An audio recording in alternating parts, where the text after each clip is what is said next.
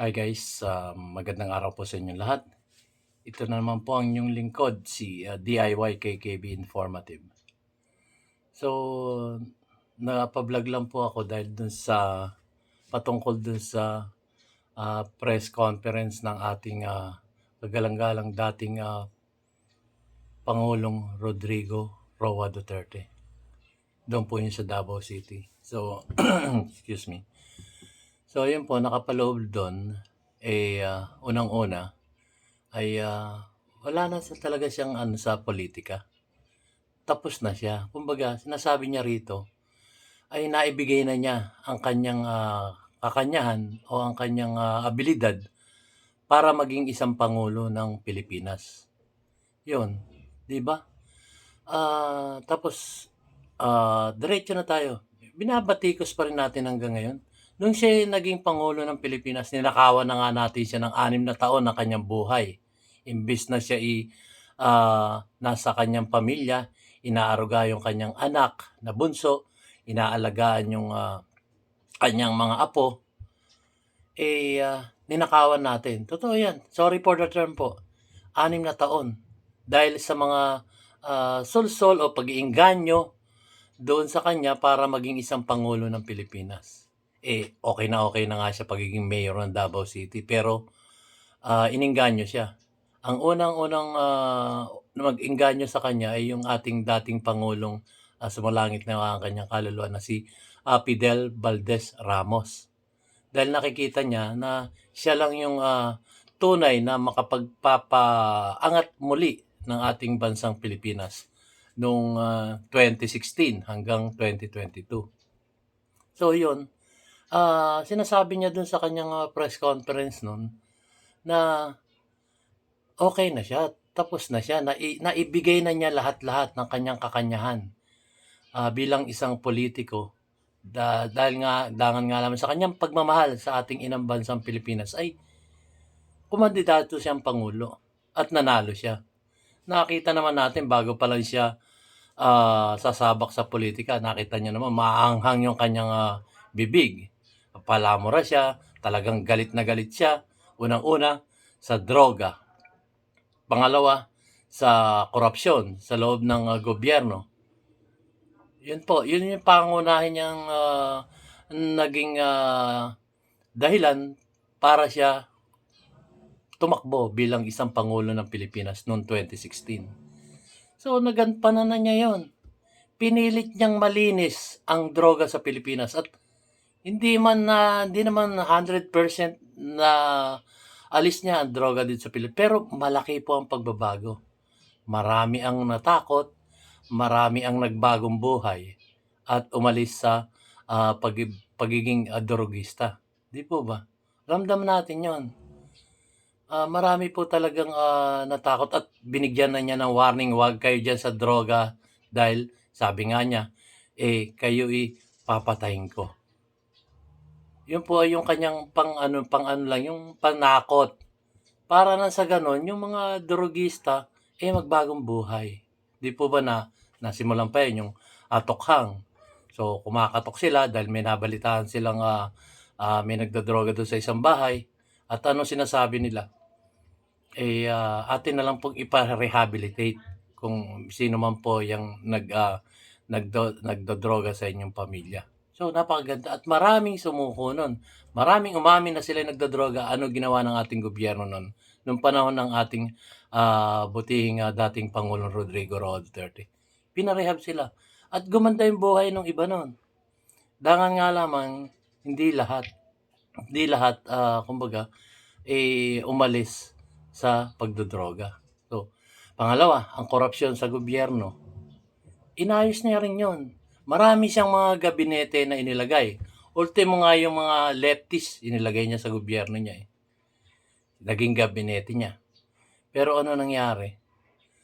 Ultimo, yung kanyang unang-unang naging kasama nung magsimula siya ng pumasok sa politika, ay naging gabinete rin niya. Ano ginawa niya? Nakitaan niya ng mga korupsyon, yung mga leftist, nakitaan niya ng hindi magandang pamalakad sa kanilang departamento. Sinipa niya yun. Tapos pinalitan niya ng mga military men. Dahil ang alam niya, ang military men 'pag inutusan mo 'yan, susunod 'yan. Dahil sa kanilang mga, naging disiplina nung sila nag-aaral pa sa Philippine Military Academy. Almost mga, heneral nga yung mga naroon, pinalit niya dun sa mga lefties, yung kanyang mga kaibigan, yung mga kaklase, 'di ba? Inalis niya 'yan at pinalitan niya ng mga military men na, isang salita mo lang sa kanila sumusunod na. Pero ano naging kritisismo nun? Kasi kaya niya military yung kanyang mga gabinete kasi ayaw nang umalis sa posisyon. Yun ang mga kritisismo nun, 'di po ba? Tapos eto, ano na siya, yung ordinary citizen na siya, patuloy pa rin natin binabatikos. Tama na po, ayaw na nga po niya. Gusto na niyang ilaan yung kanyang nalabing buhay para sa kanyang pamilya, kagaya ng kanyang asawa. Nung 6 na taon na yun, hindi niya gaanong nasikaso kasi ang inasikaso niya ay itong ating inang bansang Pilipinas. Alam niyo po yun. Pangalawa, yung kanyang bunsong anak na si Kitty. Hindi man lang niya nasubaybayan nung maliit pa siya. Nakita niyo nung meeting de Avance sila sa Luneta nun? Maliit pa yan si Kitty. Ngayon dalaga na. So hindi niya nakita yung naatorga man lang sa simula nung edad niyang yon, ang kabataan niya hanggang sa magdalaga. Dalaga na yung kanyang bunsong anak na babae. Diba? Hindi niya nasubaybayan yun kasi ang inuna niya, tayong mamamayang Pilipino dito sa Pilipinas. Ginawa niya talaga ang kanyang partisipasyon. Yung kanyang pangako na sinambit nung siya'y nangangampanya pa. So, hindi po ba natin nakita yun? Ngayon, hanggang sa ngayon, pinopolitika pa natin yung ating dating Pangulo, si ating Tatay Digong. Parang nakakalungkot po. Nakakalungkot talaga. Ang alam niyo yan, ang nagpo-push lang, ang sa akin kong sariling pananaw po, may nagpo-push po dyan ng mga politiko rin na, sige, tumakbo. Sariling ano ko po ito may nagpo-push dyan. Kahit hindi niya na gusto, kahit sinabi na niyang ayaw na niya, at tapos na siya dyan sa mga bagay na yun, merong mga ibang tao na politiko, hindi natin alam kung sino yun, ipinupush siya, bumalik ka sa politika, bumalik ka sa politika. Siya naman, sa nakikita nangyayari, parang siya po yung, unang-una, siya na yung napapasama. Pangalawa, nagugulo ang bansang Pilipinas. Kaya siya, nagdesisyon na, sinabi niya doon sa press conference na yun na, ayoko na, tapos na ako dyan. Pero manabaltaan tayong tatakbo siyang, mapipilitan siyang tatakbo siyang vice presidente, tatakbo siyang senador. Napilitan lang yun sabihin niya, banggitin niya siguro sa init ng ulo kasi nga, yung anak niya, binabatikos. Di po ba? Bilang isang ama, kayong mga ama na nanonood ngayon, pagka ba may sinabi o ginagawa ng masama yung inyong anak, hindi ba kayo magre-react? Siyempre magre-react kayo. Miski man ako, ama rin ako ng tahanan. Once na inaway, yung aking anak, aalamin ko kung ano nangyari. At pag nakita kong mali yung ginagawa nung umaaway dun sa anak ko, siyempre pagtatanggol ko. Ganun po ang nangyari sa ating butihing dating Pangulong Rodrigo Roa Duterte. Natural, pinagtanggol niya. So, yun na, naroon na. So, nagkaroon ng press conference. At sinabi niya talaga na madiin, tapos na ako dyan. Kung kayo mayroong desisyon, gampanan nyo na lang. Kasi tapos na siya doon. Naibigay na niya ang lahat-lahat ng kanyang kakanyahan para gampanan ang pagiging Pangulo ng Republika ng Pilipinas dito sa ating bansa. So yun, kaya nakakalungkot po hanggang ngayon binabati ko siya. So ang kanyang panawagan sa na-analyze ko doon sa kanyang pagsasalita doon, kayo naman ang gumanap. Tayo ang gumanap. At wag na siyang batikusin. Ang ating pagtuunan po ng pansin yung kasalukuyang gobyerno natin, yung mga opisyalis ng gobyerno natin, kung ano yung ginagawa dito sa ating bansang Pilipinas. Kung maganda ba yan o pangit pa yan, tayo na. Kumbaga, Kung kailangan natin i-criticize yung mga nanunungkulan ngayon, i-criticize natin. Kung maganda naman ang ginagawa, edi papurihan natin. Ganun lang po kasimple yon. Pero yung batikusin pa natin yung wala na sa gobyerno at siya ordinary citizen na lang katulad natin, babatikusin pa natin ang babatikusin. Para saan? Para saan po yun? Di ba? So, lumalabas doon, babatikusin yung ordinaryong mamamayan, parang politika na yon. Wala na nga siya sa posisyon eh. Di ba? So, nakakalungkot po. Ibigay na po natin yung nalalabi niyang buhay dito sa mundong ibabaw para naman ma-enjoy niya ang kakaprasong buhay na ibinigay sa atin ng ating dakilang may likha, ang ating Panginoon Diyos. Bigyan na natin sa Kanya. Tantanan na po natin siya. Tantanan na po natin. Kasi 80 years old, 80 o 81 na siya ngayon sa darating na kanyang kaarawan, tantanan na po natin siya. Naunawaan ko po yung ating ating Tatay Digong. So, yun po. Mahinang-mahina na rin siya. Nakita nyo doon sa interview. Dating araw. Yung isang tenga lang niya ang may problema. Ngayon, both ears niya, mahina na. Kaya nga, umaano na siya eh. Nagsabi nga siya, lakas-lakas mo yung boses mo, hindi ko maintindihan yung tanong mo. Yun, tantanan na po natin ang ating dating Pangulong Rodrigo Roa Duterte. Kung meron kayong puso't damdamin bilang isang anak o kaya naman kayo may lolo, di ba? Pagka ginanon ng lolo nyo, masisiyahan ba kayo nun? Matanda na yung matanda na yung tao. Di ba? Tapos talagang pilit niya ibinabagsak. Ano pa ibabagsak niya? Wala na nga siya sa pagiging presidente. So, ang pagtuunan natin ng pansin, yung kasalukuyang nanunungkulan dito sa ating Republika ng Pilipinas. Yun po. Yun po ang ating i-criticize kung meron tayong i-criticize. Yun po ang ating pulaan kung meron silang nagagawang masama dito sa ating bansang Pilipinas. Nakakalungkot lang po. Tantanan na po natin ang ating dating Pangulong Rodrigo Roa Duterte. Paano siyang mamuhay ng normal? Huwag na po natin siyang, halimbawa, kagaya ng ibang politiko, ipinupus pa, para saan? Para sa sarili nating kapakanan? Sa ating political ambition? Huwag na po. Atin pong pagpahingayin na yung kanyang isipan, ang kanyang damdamin, kasi nagawa na niya yung kanyang kayang gawin nung kanyang panunungkulan ng 6 na taon na ating masasabi kong, sorry for the term, ninakaw natin yung 6 na taon ng buhay niya. Di po ba? Sorry po sa term.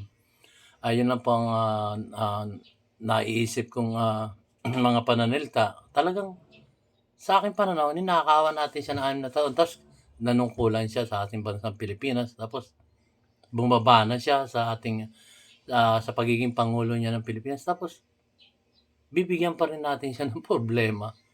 Tama na po. At patungkol naman po sa ICC, ang banggit niya, bayaan nyo lang siya. Bayaan nyo lang sila.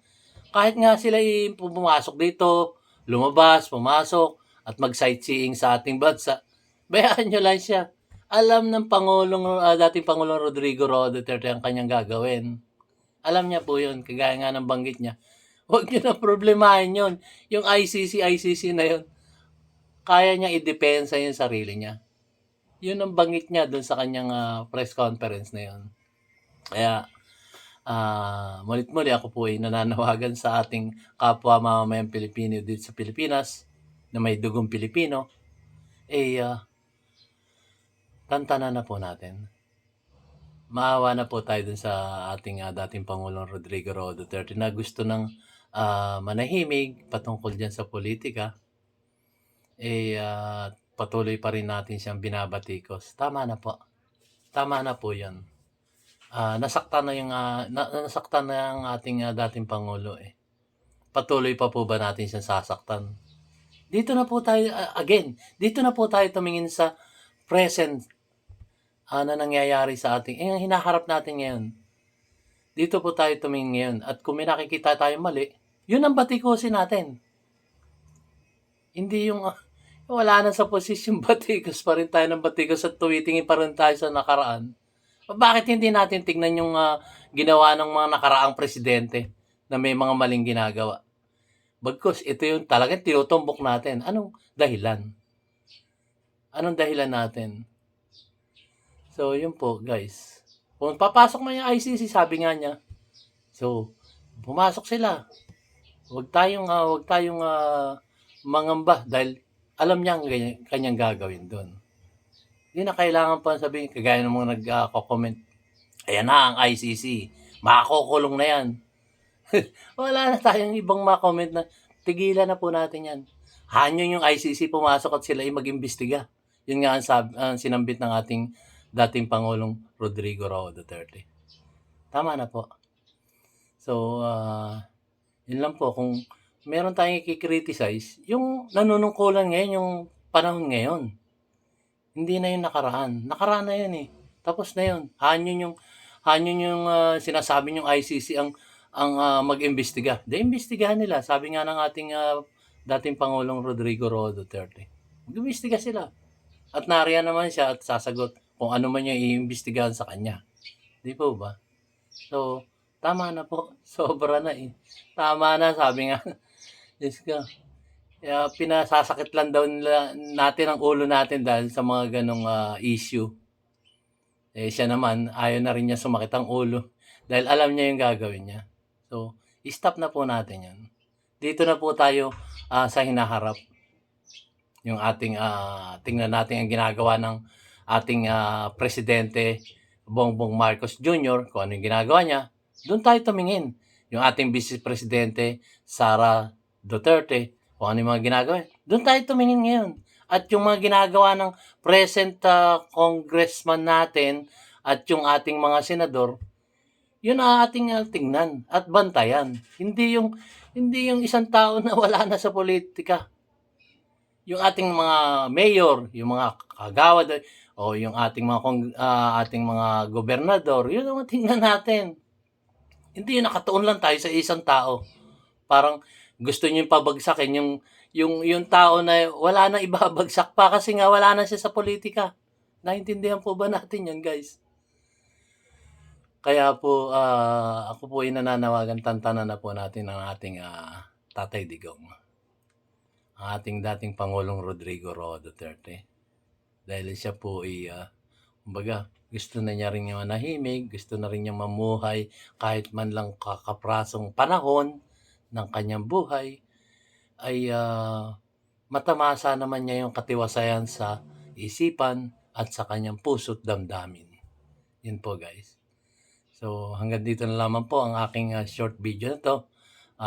Maraming salamat po sa aking mga viewers at lalong-lalo na sa aking mga subscriber na patuloy na sumusuporta at tumutunghay sa ating YouTube channel, DIY KKB Informative. So, sinasabi nga po ni DIY KKB Informative, bago na po ito, mayroon po tayong simula at mayroon tayong katapusan. Yun po ang aking masasabi sa aking pagtatapos ng aking video. Maraming salamat po. See you on my next vlog. Ang tingnan po natin, guys, yung mga politiko ngayon nanunungkulan kung ano yung ginagawa nila sa ating bansang Pilipinas. Yun lang po. At sila nananahimik, di ba? Thank you po. Malabo pa ang mata ng lolo nyo, kaya lalapit ako para mai-off.